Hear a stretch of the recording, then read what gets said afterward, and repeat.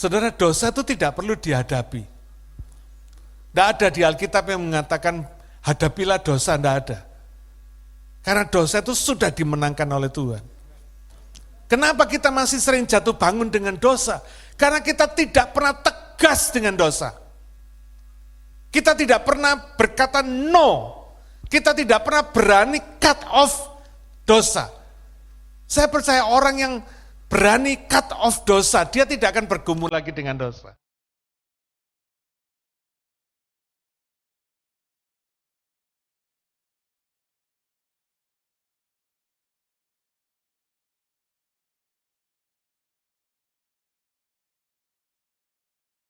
Good morning. Selamat pagi, saudara. Ya, puji Tuhan. Shalom. Saya mau mengucapkan happy anniversary untuk kita semua yang hadir pada pagi hari ini. Thank you buat kehadiran saudara pagi hari ini. Saya percaya ada berkat khusus yang Tuhan sediakan buat kita. Amin.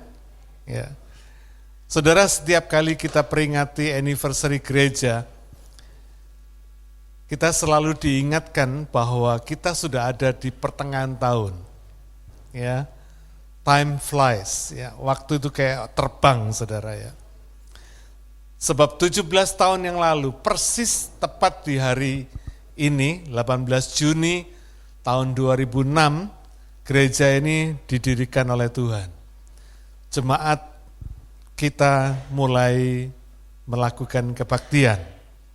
Dan saya ingat ketika hari pertama kita mulai kebaktian, Tuhan memberikan konfirmasi yang indah melalui pesawat yang terbang di atas ya, yang pakai asap. Ada fotonya di situ? Boleh ditampilkan?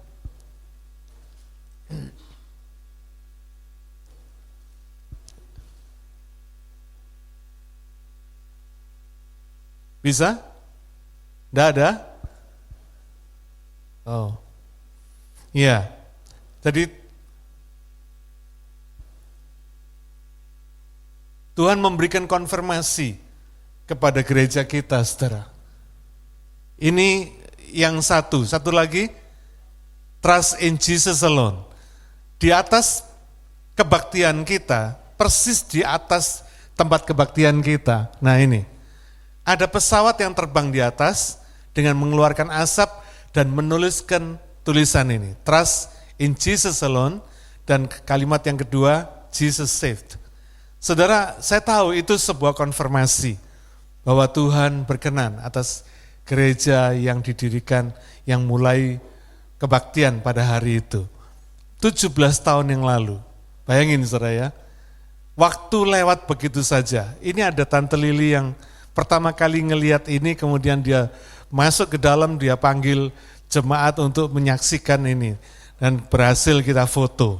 Ya, saudara, Tuhan itu luar biasa sekali di dalam kehidupan kita.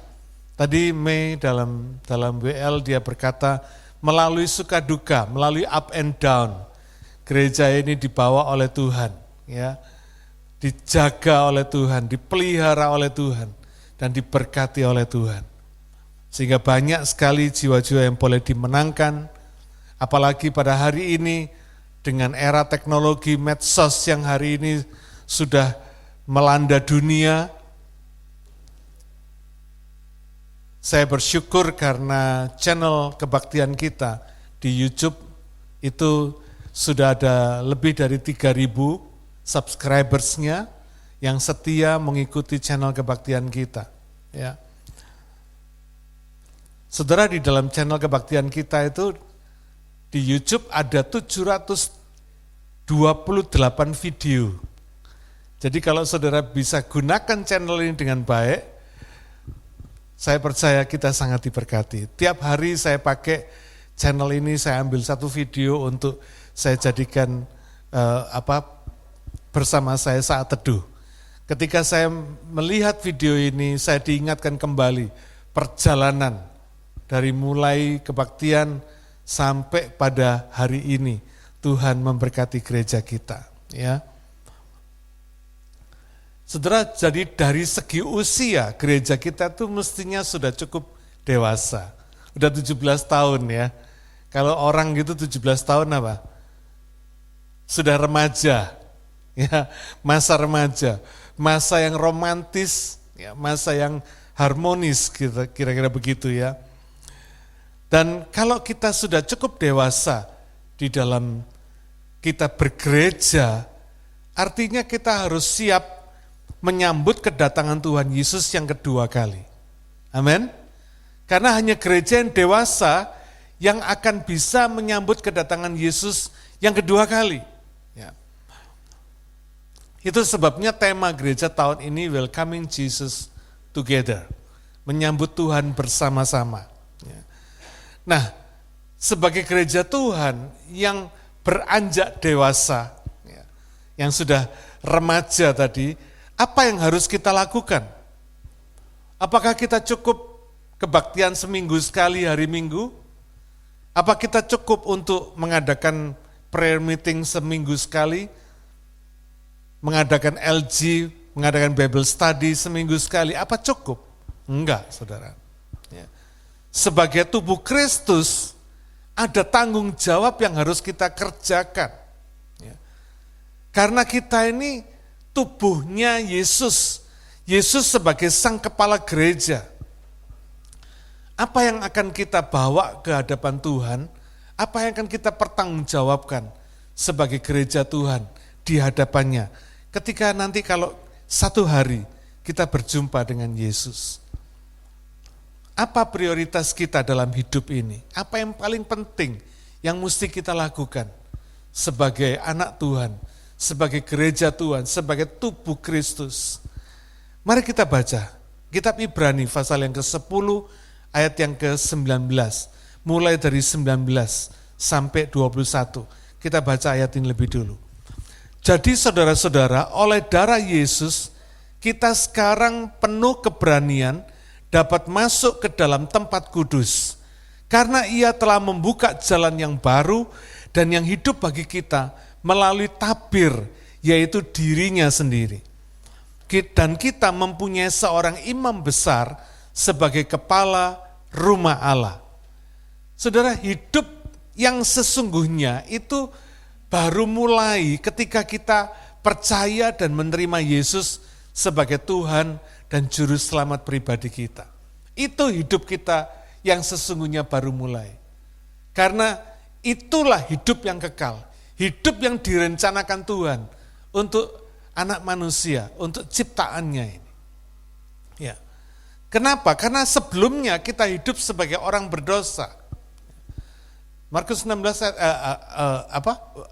kita hidup sebagai orang berdosa yang ada di bawah hukuman Allah. Ya. Dan itu bukan hidup yang direncanakan oleh Tuhan, bukan hidup yang dikehendaki oleh Allah, bukan hidup yang diberikan kepada Adam sebelum dia jatuh dalam dosa. Itu sebabnya kalau saudara baca tadi ayat 19 sampai 20, dikatakan di situ bahwa pengorbanan darah Yesus itu telah membuka jalan yang baru dan hidup. Jalan yang baru dan hidup. Artinya apa? Jalan yang membawa kepada hidup yang sesungguhnya, yaitu hidup yang kekal. Hidup yang kekal ini ada di dalam diri Yesus. Itu sebabnya dikatakan Yesus adalah tabir. Dirinya sendiri, Yesus adalah tabir. Saudara, kalau kita ingat kata tabir ini, saudara ingat ada tirai bait Allah yang terbelah dua dari atas ke bawah ketika dia mati. Itu yang dimaksudkan bahwa Yesus ini adalah tabir. Yesus ini adalah jalan ketika kita harus bisa maju masuk ke dalam kekudusan Allah. Ya. Karena itu Yesus adalah satu-satunya jalan yang menuju hidup yang kekal. Satu-satunya jalan kehidupan yang harus dilalui oleh orang-orang yang diselamatkan. Ya.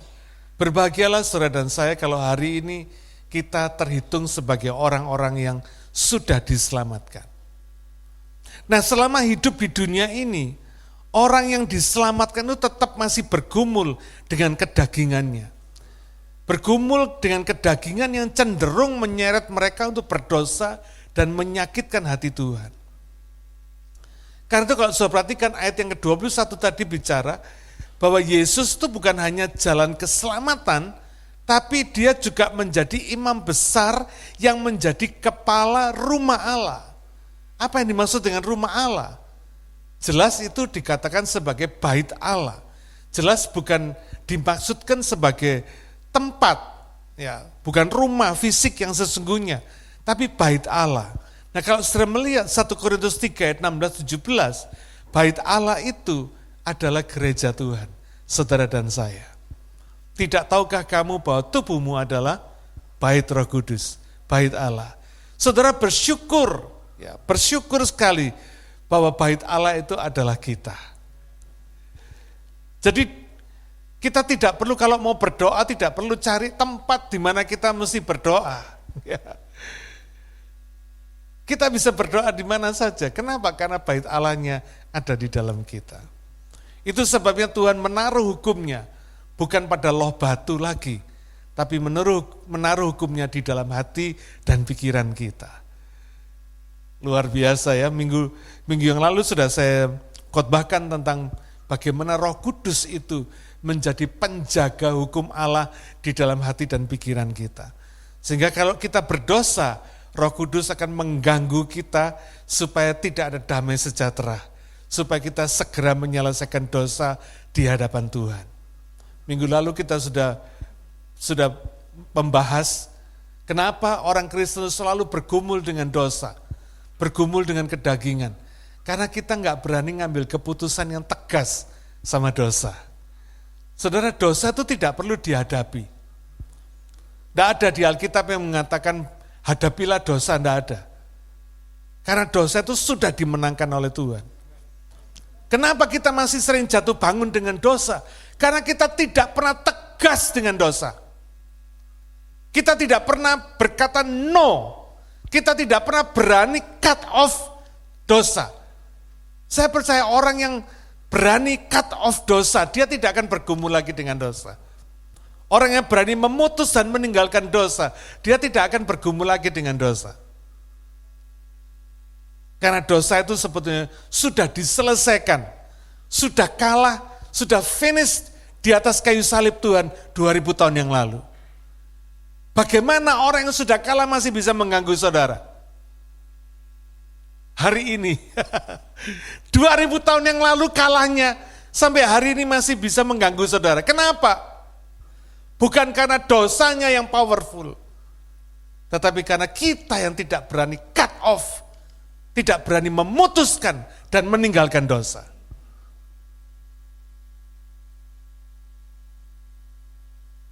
Sehingga setiap kali kalau kita menghadapi dosa rasanya berat sekali, karena kita harus berjuang melawan dosa. Padahal sebetulnya kalau saudara tinggalkan, saudara nggak bergumul lagi tentang dosa. Ya, minggu lalu saya ambil contoh. Orang yang suka iseng-iseng judi. Siapa di sini yang suka iseng-iseng? Tidak ada ya? Nggak ada. Yang ada di sana sini. Orangnya kenapa harus bergumul terus dengan judi? Karena dia tidak pernah cut off judi itu. Begitu dia cut off judi itu, dia sudah nggak bergumul lagi sama judi. Sebutkan dosa apa? Dosa kesombongan. Saudara nggak pernah mengambil keputusan untuk cut off dosa kesombongan. Makanya kita terus jatuh bangun sama dosa kesombongan. Terus bergumul. Ya. Karena itu saudara, kita punya imam besar agung, Tuhan Yesus. Dia bukan cuma juru selamat, tapi dia imam besar agung kita. Yang setiap hari membela kita dalam segala suka duka, dalam segala jatuh bangun, dalam segala kelemahan dan kegagalan kita. Ya, kita sudah bahas tempo hari dalam khotbah saya yang lalu, dalam Ibrani 10 ayat 11 dikatakan, He has made perfect once and for all. Dia sudah membuat kita sempurna. 2000 tahun yang lalu di kayu salib, dia sudah membuat kita sempurna. He has made perfect once and for all. Selama-lamanya, sepanjang masa. Tapi kenapa kok di dalam ayat yang ke-14 masih dikatakan we are being made holy. Satu kata continuous tense, present continuous tense. Karena Tuhan itu tahu kita masih bisa bergumul tadi itu saudara ya, masih bisa bergumul dengan dosa dan kedagingan. Sehingga setiap hari ketika kita bergumul melawan dosa dan kedagingan, kita mesti being made holy. Kita setiap hari disucikan, disempurnakan, dikuduskan oleh Tuhan. Yang pertama kita sudah disempurnakan 2000 tahun yang lalu di atas kayu salib, dan setiap hari kita disucikan. Itu sebabnya imam besar agung kita, Tuhan Yesus, di surga terus menjaga dan mengawal kehidupan kita. Karena itu saudara, apapun kesulitan saudara hari ini, saudara boleh sebutkan apapun kesulitan saudara hari ini, jangan pernah menyerah. Jangan pernah kita menyerah terhadap segala kesulitan hidup kita. Yang boleh kita berserah, bukan menyerah. Amin. Kita tidak boleh menyerah, tapi kita boleh berserah. Kenapa? Karena kita percaya ada imam besar agung kita di sorga yang membela kita setiap hari, setiap saat, setiap kita merasa lemah, ada imam besar agung kita yang selalu membela kita. Dia imam besar yang tak terkalahkan. Kalau lawyer kita masih bisa kalah di pengadilan, tapi imam besar agung kita tidak pernah kalah. Karena apa? Karena dia sudah menang. Amin.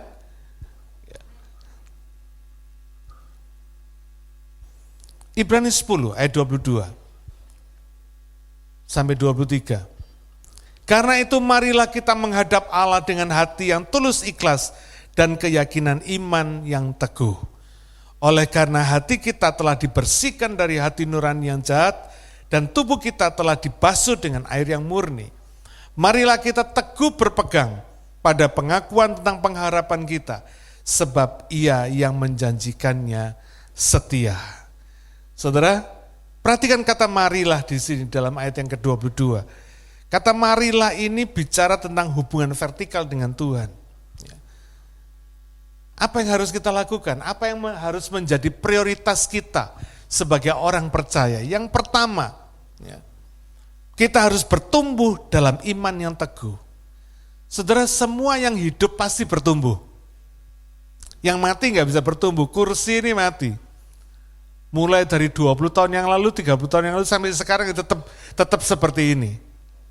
Tapi saudara lihat, hari ini saya melihat beberapa teman saya yang lalu, yang sudah lama nggak ketemu, wajahnya beda semua. Yang kecil bertumbuh, yang besar makin lansia, kira-kira begitu ya. Kelihatan ada pertumbuhan, ada satu pergerakan, itu ciri kehidupan. Nah saudara, gereja Tuhan ini adalah gereja yang hidup. Bapak kita, kepala gereja ini bukan kepala yang mati. Tuhan yang kita sembah ini Tuhan Allah yang hidup. Kalau dia kepalanya hidup, maka gerejanya pasti bertumbuh. Kalau saudara menjadi orang yang hidup, yang sudah diselamatkan Tuhan, saudara pasti bertumbuh.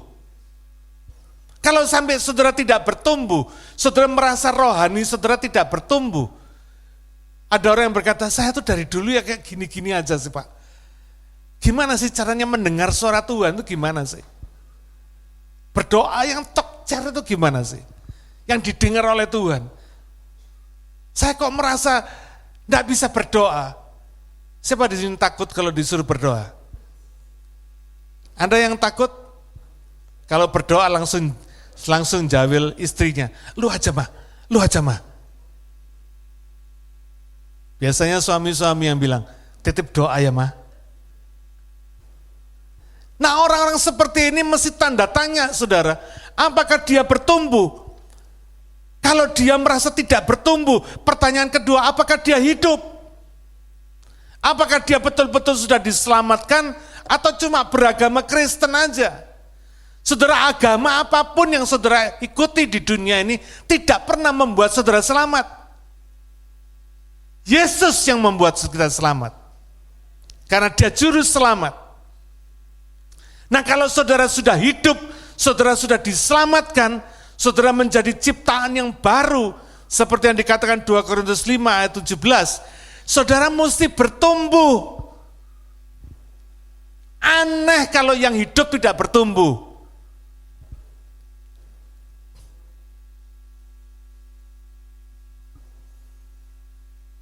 Yang pertama, bertumbuh dalam iman yang teguh. Nah, banyak orang Kristen berusaha membangun iman yang teguh ini dengan rajin ke gereja, rajin baca Alkitab, rajin berdoa, rajin melayani dan sebagainya. Berusaha bertumbuh imannya melalui aktivitas. Ini tidak salah, tapi belum sepenuhnya benar. Roma 12 ayat 3 mengatakan demikian.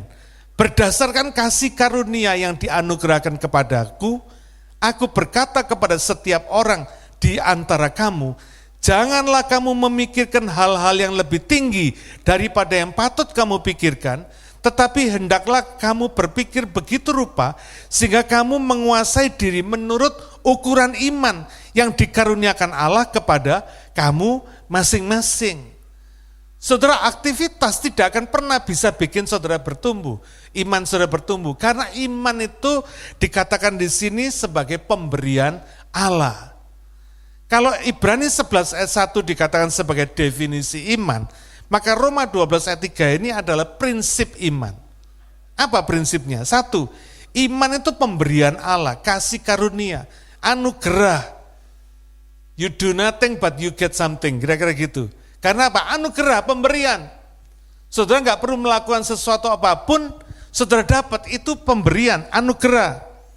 Nah, Roma 12 ayat 3 dikatakan, kamu menguasai diri menurut ukuran iman yang dikaruniakan Allah kepada kamu masing-masing.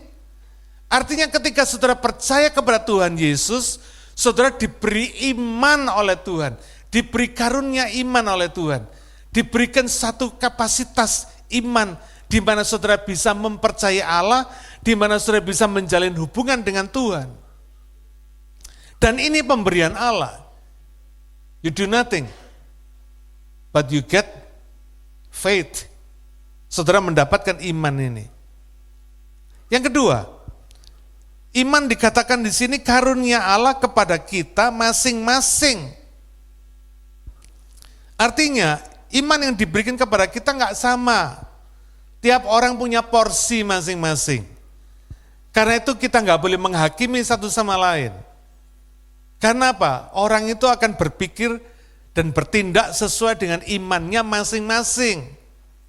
Kalau iman saudara lebih dewasa, saudara tidak boleh memandang rendah orang lain yang masih baru saja bertumbuh imannya.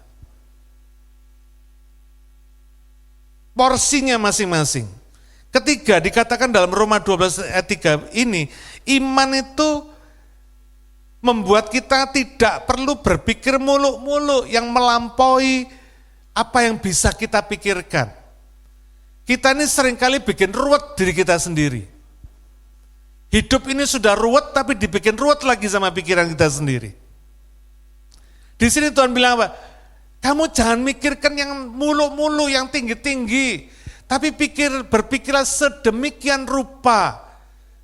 Artinya apa? Kalau nggak boleh mikir muluk-muluk, kita mikir apa? Sederhana, betul nggak? Kita mikirnya nggak usah muluk-muluk, nggak usah dipikirin yang belum ada, sudah ditakuti lebih dulu. Jadi kita stres sendiri. Berapa banyak kita ini stres terhadap apa yang belum tentu terjadi? Bingung terhadap apa yang belum tentu ada. Ruwet sendiri di pikiran kita, dibikin ruwet sendiri. Tuhan berkata, jangan kamu berpikir mulu-mulu tinggi-tinggi, tapi berpikirlah sedemikian rupa, sehingga kamu menguasai dirimu sedemikian rupa, kata Tuhan. Sesederhana mungkin, sebisa mungkin. Itu sebabnya kita perlu bertumbuh. Gereja Tuhan perlu bertumbuh. Supaya apa? Supaya dia bisa mengenal Tuhan. Pengenalan Tuhan juga lebih dalam lagi. Bertumbuh. Saudara nggak bisa mengenal Tuhan hari ini, terus saudara bilang, oh saya sudah mengenal Tuhan. No. Apa yang kita baru kenal hari ini, besok saudara akan mengenal Tuhan lebih dalam lagi. Besok lusa lebih dalam lagi. Itu sebabnya kalau saudara merasa iman saudara hari ini sama seperti kemarin, sama seperti 15 tahun yang lalu, saudara merasa tidak bertumbuh, mesti tanda tanya besar. Saudara ini benar-benar diselamatkan, apa cuma beragama Kristen? Ini penting saudara. Dan saya sudah minta sama Tuhan, supaya semua jemaat yang Tuhan percayakan kepada saya, untuk saya layani di gereja ini. Tuhan, saya minta supaya semua jemaat diselamatkan. Bukan cuma jadi orang beragama, tapi jadi orang selamat. Itu yang saya doakan.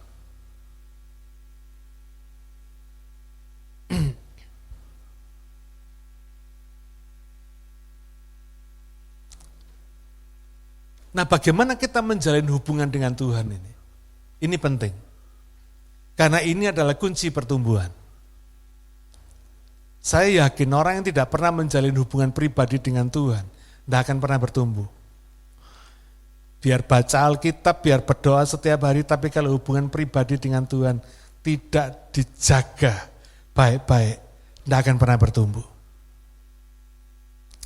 Saudara tahu ruang Maha Kudus di sistem bait suci, ya, di Perjanjian Lama ada bait suci, di situ ada pelataran, ada ruang kudus, ada ruang Maha Kudus. Nah, ruang Maha Kudus ini isinya tabut perjanjian.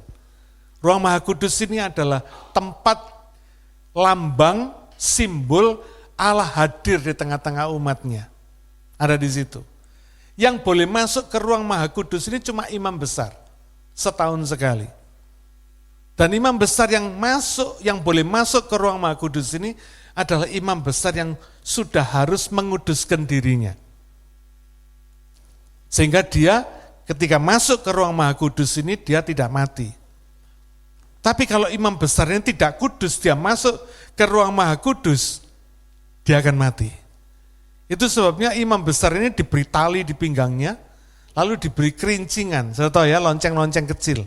Supaya kalau dia berjalan, kerincingannya bunyi, orang tahu dia masih hidup di dalam. Karena tidak ada yang bisa masuk ke dalam ruang Maha Kudus selain imam besar. Kalau kerincingannya sudah enggak bunyi, itu tandanya imam besar ini mati. Siapa yang ngangkat keluar jasadnya dari ruang Maha Kudus? Tidak ada yang berani. Ditarik sama tali yang tadi diikatkan di pinggangnya. Orang dari luar narik talinya. Saudara, ini gambaran bahwa hadirat Allah itu kudus dan mulia. Tidak bisa dihampiri orang dengan cuma asal-asalan. Imam besar aja kalau tidak menguduskan diri, mati dia di situ. Saudara, ini prinsip menjalin hubungan dengan Tuhan. Hadirat Allah itu kudus, dia tidak akan pernah bisa mengizinkan yang tidak kudus ada di hadapannya. Itu sebabnya ketika saudara percaya Yesus, saudara yang tidak kudus dikuduskan, yang tidak benar dibenarkan. Justified, to be sanctified, to be justified. Yang mestinya binasa, yang enggak selamat, diselamatkan. Supaya apa? Supaya kita ini boleh masuk ke ruang Maha Kudus ini. Boleh masuk ke hadirat Tuhan yang Maha Kudus ini. Boleh datang ke hadapannya. Boleh menjalin hubungan langsung dengan Tuhan. Enggak perlu lagi ada pengantara. Ini prinsip kekudusan. Ya. Karena itu dikatakan di dalam ayat yang keberapa tadi? Kita harus dengan hati nurani yang murni. Dengan hati yang tulus, ikhlas.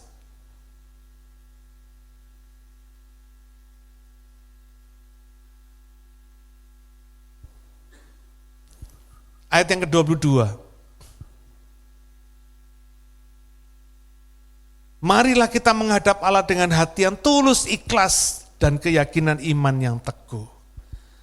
Saudara, orang itu kadang bisa menjaga aktivitas agamawinya, bisa melakukan aktivitas pelayanannya, tapi tidak bisa menjaga kesucian, ketulusan hati dan pikirannya.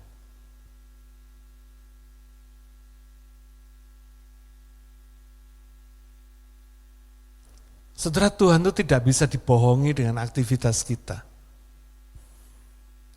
Karena Tuhan melihat hati kita. Karena itu saudara, hubungan pribadi dengan Tuhan itu dinamis. Ya. Bertumbuh tadi. Sehingga iman kita juga harus bertumbuh lewat perbuatan-perbuatan yang berkenan kepada Allah. Yakobus 2:17 mengatakan, jika iman itu tidak disertai perbuatan, maka iman itu pada hakikatnya adalah mati. Jadi perbuatan kita mesti cocok dengan iman kita. Karena itu, kalau banyak orang Kristen lebih sibuk membangun aktivitas pelayanan yang kelihatan, tapi jarang memperhatikan karakter yang tidak kelihatan. Orang bisa ditipu, bisa dikamuflase dengan aktivitas pelayanan kita. Tapi ingat saudara, karakter kita tidak pernah bisa menipu Tuhan.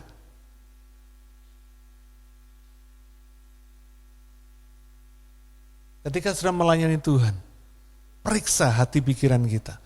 Tulus enggak? Apa yang ingin saudara capai dengan pelayanan kita? Siapa yang ingin dimuliakan melalui pelayanan kita? Diri kita sendiri atau Tuhan? Itu bicara soal ketulusan. Makanya banyak orang Kristen yang show off terhadap pelayanannya karena nggak jaga ketulusan hati dan pikiran ini di hadapan Tuhan. Dikira dengan show off-nya Tuhan bisa dibohongi, orang bisa dibohongi, Tuhan nggak bisa. Karena itu hari ini saya ingin menekankan prinsip ini. Prinsip kesucian, ketulusan hati dan pikiran di hadapan Tuhan. Jangan sampai saudara sukses di hadapan orang, tapi jeblok di hadapan Tuhan.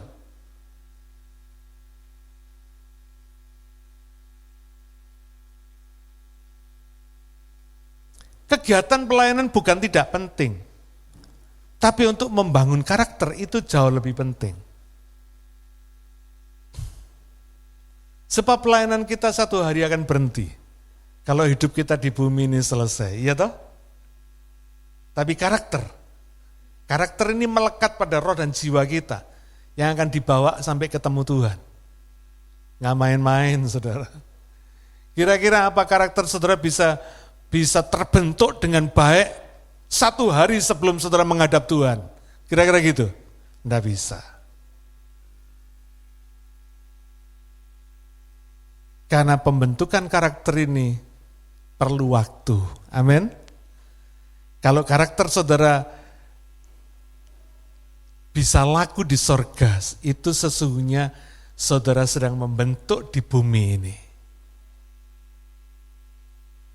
Karakter ilahi adalah karakter yang nanti saudara bawa ke sorga.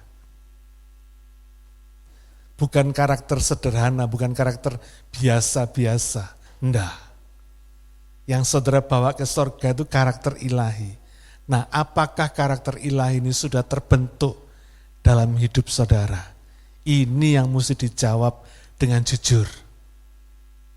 Karena banyak orang Kristen melayani Tuhan puluhan tahun, tapi karakternya jeblok di hadapan Tuhan. Tidak ada yang bisa menghakimi orang lain. Tidak boleh, kita nggak boleh menghakimi orang lain. Karena itu hari ini saya ingatkan saudara, membentuk karakter ilahi ini jauh lebih penting daripada aktivitas pelayanan kita.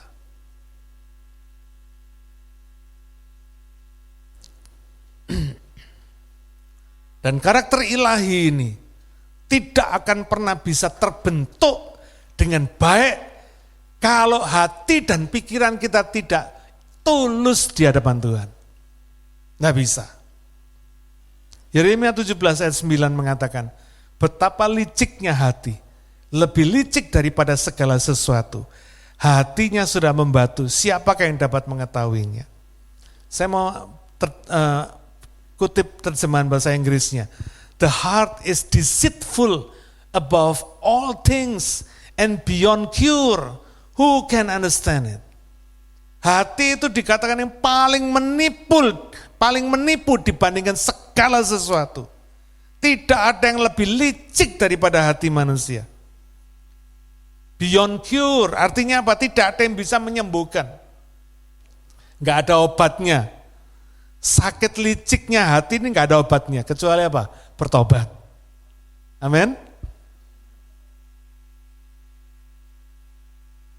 Ayat 17, Yeremia 17 ayat 10. Aku Tuhan yang menyelidiki hati, yang menguji batin untuk memberi balasan kepada setiap orang setimpal dengan tingkah langkahnya, setimpal dengan hasil perbuatannya. I, the Lord, search the heart and examine the mind, pikiran, to reward, memberi hadiah each person according to their conduct, according to what their deeds deserve. Tuhan menyelidiki hati dan menguji pikiran. Tulus atau enggak, ini yang diteropong sama Tuhan. Jangan main-main saudara. Saya selalu mengingatkan jemaat, hati dan pikiran ini mesti dijaga betul. Kalau saudara cinta Tuhan, Tuhan juga tahu. Kalau saudara sembrono, Tuhan juga tahu. Kalau saudara isi going sama Tuhan, Tuhan juga tahu. Karena apa? Tuhan meneropong hati kita. Tuhan menguji pikiran kita. Wow, ngeri saudara. Tapi bukankah ini yang sering kali kita abaikan? Halo? Betul? Hati dan pikiran yang diteropong sama Tuhan, tapi seringkali kita abaikan. Tidak dijaga baik-baik. Kunci bertumbuh. Tadi ya, kalau saudara mau menyambut Tuhan, saudara harus bertumbuh. Kunci pertumbuhan adalah kesucian hati dan pikiran. Kalau kita nggak bisa jaga kesucian hati dan pikiran ini, ketulusan, keikhlasan hati dan pikiran, tidak bakal bertumbuh. Saya jamin saudara melayani Tuhan puluhan tahun pun tidak akan pernah bertumbuh. Kenapa? Karena kunci pertumbuhannya hati dan pikiran tidak dijaga baik-baik. Saudara mungkin bisa berkenan di hadapan manusia, tapi tidak berkenan di hadapan Tuhan. Ingat ya, tadi ilustrasi saya tentang bait suci, ruang maha kudus, itu gambaran saudara. Jangan dibikin main-main. Itu merupakan gambaran. Seolah Tuhan mengatakan, hei, hadiratku yang suci, tidak bisa loh kamu buat main-main. Apa yang tidak suci, tidak bisa loh kamu bawa ke hadapanku. Tidak bisa loh. Kesimpulannya, saudara. Kesimpulan dari bagian yang pertama ini. Kalau pusat perhatian Tuhan itu hati dan pikiran kita, maka gereja Tuhan yang beranjak dewasa ini, jemaat baik ini, harus menyambut kedatangan Tuhan dengan iman yang teguh dan bertumbuh karakter ilahinya dengan menjaga hati dan pikiran yang tulus ikhlas di hadapan Tuhan. Amin. Selanjutnya, nanti kita akan baca ayat yang ke-24. Ibrani 10 ayat yang ke-24. Poin yang kedua, bertumbuh dalam kasih dan ibadah. Ibrani 10 ayat 24. Dan marilah kita saling memperhatikan, supaya kita saling mendorong dalam kasih dan dalam pekerjaan baik. Janganlah kita menjauhkan diri dari pertemuan-pertemuan ibadah kita, seperti dibiasakan oleh beberapa orang. Tetapi marilah kita saling menasehati dan semakin giat melakukannya menjelang hari Tuhan yang mendekat. Pertama, orang percaya yang bertumbuh dengan iman yang teguh itu biasanya telah selesai dengan dirinya sendiri. Biasanya orang yang bertumbuh ini orang yang selesai dengan dirinya. Apa yang dimaksudkan? Orang yang sudah berani memotong dan meninggalkan dosa. Tidak lagi bergumul dengan urusan pribadinya. Tidak lagi terus-menerus, mereka sudah berhenti dengan urusan aku dan keegoisan diri sendiri. Orang-orang seperti ini baru bisa bertumbuh. Kalau orang yang masih umek gitu ya, orang Jawa bilang umek, berkutat ya, dengan egonya, dengan akunya, orang ini tidak akan pernah bisa bertumbuh. Pelayanannya juga mungkin bertumbuh, tapi karakternya nggak mungkin bertumbuh. Biar sampai rambut ubanan sekalipun, kalau dia tidak selesai dengan dirinya sendiri, nggak bakal bertumbuh. Hanya orang yang sudah berhenti dengan dirinya sendiri, yang sudah selesai dengan dirinya sendiri, yang bisa memperhatikan orang lain. Anggap saudara? Kalau saudara masih berkutat dengan diri saudara sendiri, nah mungkin saudara bisa memperhatikan orang lain. Hanya orang yang sudah selesai dengan keegoisan dirinya, dia baru bisa memperhatikan dan mendorong orang lain. Dikatakan dalam ayat 24, mendorong dalam kasih dan dalam pekerjaan baik. Orang yang bisa mendorong orang lain adalah orang yang sudah lebih dulu memberikan teladan kepada orang lain. Amin. Saudara baru bisa mendorong orang lain untuk melakukan membagi kasih kalau saudara sudah lebih dulu membagi kasih. Saudara bisa mendorong orang lain untuk saling memperhatikan kalau saudara sudah lebih dulu memperhatikan orang lain. Kita sudah bisa melakukannya kalau kita mau. Amin. Dari hal yang paling kecil, gak usah yang besar, hal yang kecil saudara mulai lakukan. Ketika saudara lakukan, saudara bisa memberi teladan dan bisa mendorong orang lain untuk melakukan hal yang sama. Membagi kasih dan melakukan kebaikan yang sama. Demikian juga dalam beribadah. Ayat 25 tadi mengatakan bahwa ada beberapa orang yang membiasakan diri untuk menjauhkan diri dari pertemuan-pertemuan ibadah. Orang yang tidak disiplin dalam beribadah. Orang yang seperti ini jelas tidak akan pernah bisa dewasa rohani. Sebab karakter ibadah kita di sorga itu dibentuk lewat karakter ibadah kita di bumi. Menurut saudara apa yang paling penting dilakukan di sorga? Shopping? Enggak. Saudara sudah nggak butuh apa-apa lagi di sana. Kira-kira nanti kalau saudara di sorga apa yang saudara lakukan? Ibadah, betul nggak? Nggak ada lagi, saudara cuma memuji, menyembah Tuhan, beribadah kepada Tuhan. Lah kalau karakter ibadah saudara di bumi tidak seperti itu, bisa nggak kira-kira kita beribadah di sorga? Nggak bisa. Oleh karena itu penting sekali kita membentuk karakter ibadah di bumi ini. Menjelang kedatangan Tuhan, kita mestinya makin disiplin ibadah. Bukan makin disiplin shopping, bukan makin disiplin jalan-jalan. Menjelang kedatangan Tuhan, kita harus makin disiplin dalam beribadah. Mempersiapkan diri kita. Ketika ketemu Tuhan, maka karakter ibadah kita sudah terbentuk. Karakter ilahi kita sudah terbentuk. Karakter ibadah kita di bumi sudah terbentuk. Saudara berbahagia.